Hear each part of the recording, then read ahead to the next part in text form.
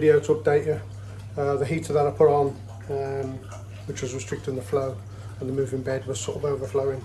I've moved it further down the pipework now, and blocked up a couple of holes on the moving bed, and everything seems to be working properly now.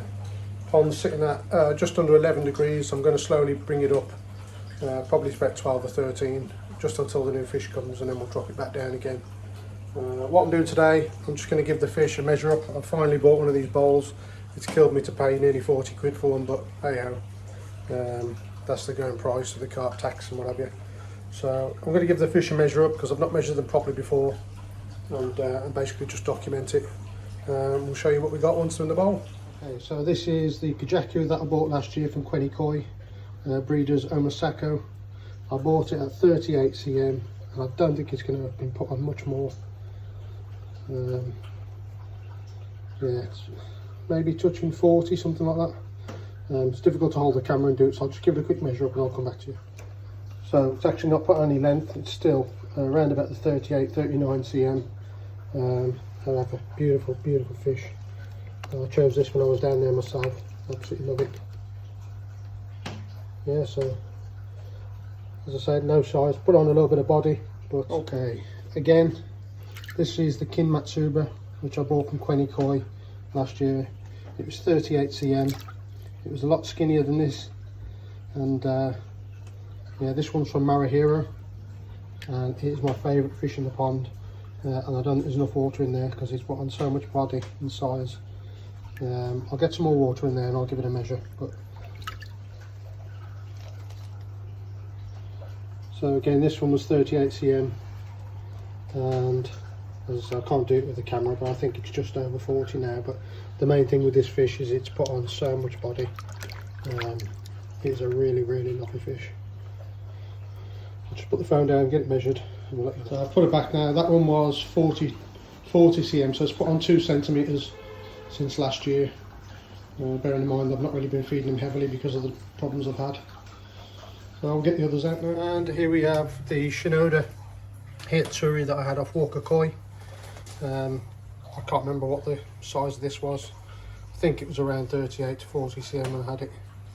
But lovely fish. Still got a little problem with the tail fin, but it is slowly getting better. But yeah, let's give it a measure up now. I think this has definitely put on some length. So we'll see. Just get it measured now. So the Hatsuri is 42 cm. So I think it's put on a couple of centimetres. 42 exactly. So you can get a nicer video of it. There we go. Lovely fish. Well happy with this one from Walker Koi. Okay, this is the Kiksui that I had from Quenny Koi again last year. Bought at 33 cm. The breeder is Aokia. I've not heard of them before, but that's where it's from. And I don't think it's going to have been put on any length, but it's definitely put on a lot of body. It's also got these black marks down the back of it. Not sure why. Maybe shimmies or whatever, I'm not sure why, but I never had that when I bought it. But there you go, it's definitely put on plenty of body, and it is a right feeder. So I'll give it a measure up now and see if it's put on any length. There we go, I've put it back now. Kiksui was 33 centimetres, still hasn't put on any length, but definitely put on plenty of body. And we'll get the shower now, bear with it. Now then, this shower doesn't got a lot of Siroji on there, but the Sumi on it is unbelievable. I had this and I think it was around about 15 to 20 centimetres, somewhere like that. About 16 or 18 centimetres, something like that. Skinny little fish. Had this, I think it was the beginning of last year. Or was it when I built the pond? I can't remember. It was a very small fish, and the body it's put on is absolutely immense. It really is a strong fish. Not the best looking in terms of pattern and what have you, but solid fish, and it's definitely put on a lot of length as well. I'll just give it a measure up now. So that one there, it's doubled in size, 33 cm, and yeah, huge body on it. Well happy with that one. So this is the Ginrin Chagoi from Agata, which I got from Walker Koi. Bought this at 36 cm. and I don't expect it to put on any more length. It's only been here a month, but I expect it to do well next year. Beautiful, beautiful fish. Now then, I've had this fish a few years. It's in the smaller pond that I had before, and it is a totally different fish to when I had it. I think it's a bit of a hybrid between like a what do they call it, a Yasui and I don't know, a Sankey or something like that. I'm not sure what it's been bred with, I don't know the breeder, but I've decided to keep this one because I do actually like it. I like the pattern, I like the colour on it, and it's never given me any issues. It was only a small fish when I had it, so I think it was around about 20 cm when I had it. I'll give it a measure up and see what it's at now. So this one's also at 33 cm, and yeah, I do like it. It's not for everybody's taste, but I do like it. I'll get it put okay, this one I had at the same time as that hybrid Yasui Sankey or whatever you call it. This was bought as an Asagi, I think it was, but however it's completely changed. It's more like a Jin Matsuba. However, it's got a little bit of orange on the side there, you can see. So I'm not exactly sure what it's meant to be. It does look like Jin Matsuba, but who knows. It was only a small fish again, 20 cm when I bought it, and it's put on plenty of length now, as you can see, and body. It's quite a big fish. I'm expecting it to do 35 cm roughly. I'll try it. So that one's at 36 cm, lovely body on it as well. I'm happy with this. I think I'm going to keep it, but not 100% sure yet. It's never given me any problems at all, so happy with that. Let's get it back in. Okay, I'm going to do these last three together. As you can see there, the shower, that is an Easter shower. It's from the growing show that I had from exclusively koi last year. It's not done very well, if I'm honest. The skin on it is absolutely stunning. You know, it's got good bone structure. You know, it's a lovely, lovely clean fish, but it's just not doing well with the food because it's always last to get to it and struggles to compete with the bigger fish, as you'd expect really. So I'm hoping this year it'll push on. I can't remember what I had it at. I think it was 19 cm. We'll give it a measure now and see what it is.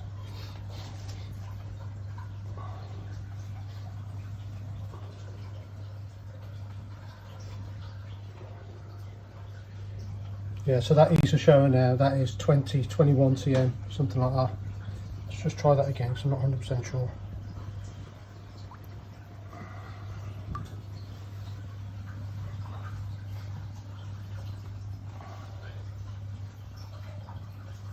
Yeah, we're going to go with 20 for the Easter shower.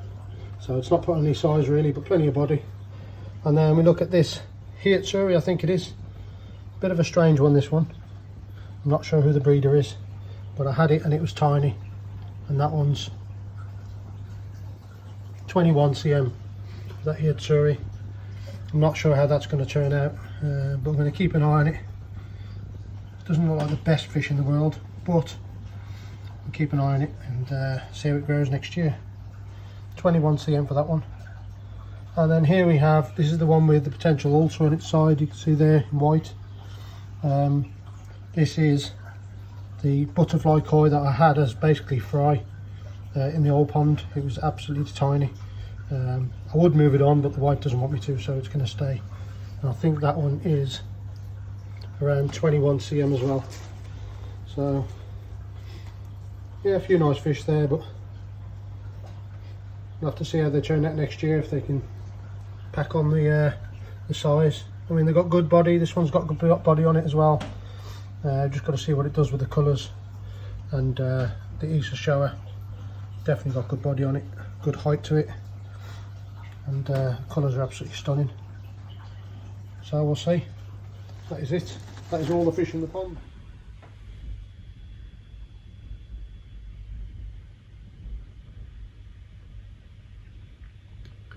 And here is a view from my living room window. Isn't that lovely? I've put the air back on now, obviously just because I've got the temps raised, and feeding a little bit more, so I just want to push any debris around and down into the drain. So there you go, they all seem happy. All lively again.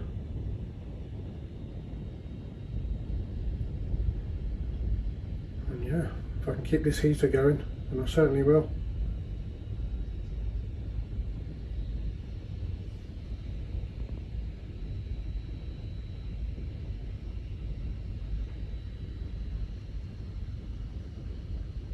Folks, so all the fish measured up.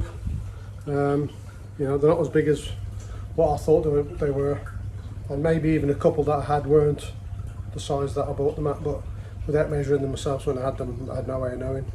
But I've got them measured now, so we'll know what they do next year. Well happy with the Kin Matsuba. Really happy with that fish. The body on it's absolutely sort of wonderful. 3 little fish. Let's see how they get on this year. If they don't start putting on some size, I may move them on. And yeah, I know I probably shouldn't stress them this time of year when it's cold and their immune systems are down, but got the bowl, wanted to use it and actually make a record of everything, so I know what we're doing moving forward. Just quickly taking the filter out and show you what I did today with the heater.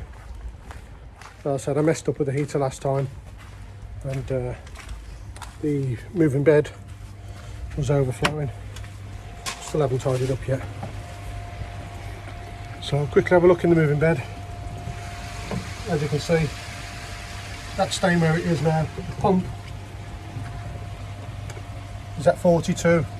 When I put the heater on before, running it at 25 I think it was, and the moving bed was overflowing, and that was because I had the heater here, and literally it was restricting the flow, so it was backing up and then overflowing.